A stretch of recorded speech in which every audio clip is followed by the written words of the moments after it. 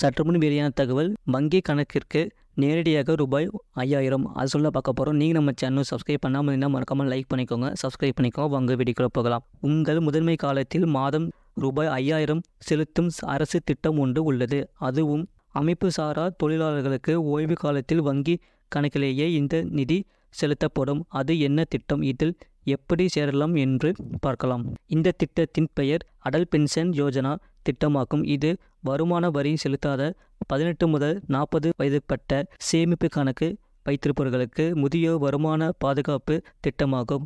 அமைப்பு சாரா துறையில் உள்ள தொழிலாளர்களின் நீண்ட ஆயுள்கால அபாயங்களை நிவர்த்தி செய்வதில் இத்திட்டம் உதவுகிறது மற்றும் தொழிலாளர்கள் தங்கள் ஓய்வூதியத்திற்காக தானாக முன்வந்து சேமிக்க ஊக்குவிக்கிறது.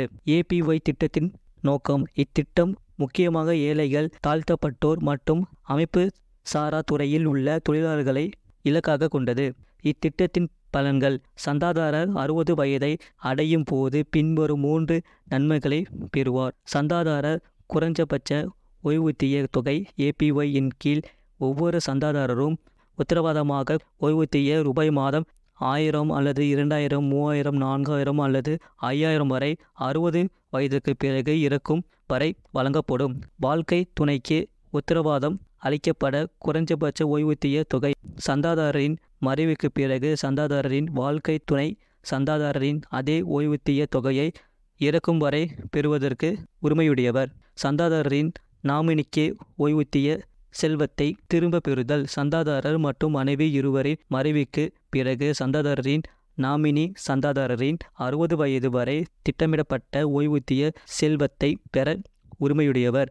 அடல் பென்ஷன் யோஜனாக்காக பங்களிப்புகள் பிறகு இதன் கீழ் தேசிய ஓய்வூதிய அமைப்பு போன்ற வரி சலுகைகளுக்கு தகுதியுடையவை.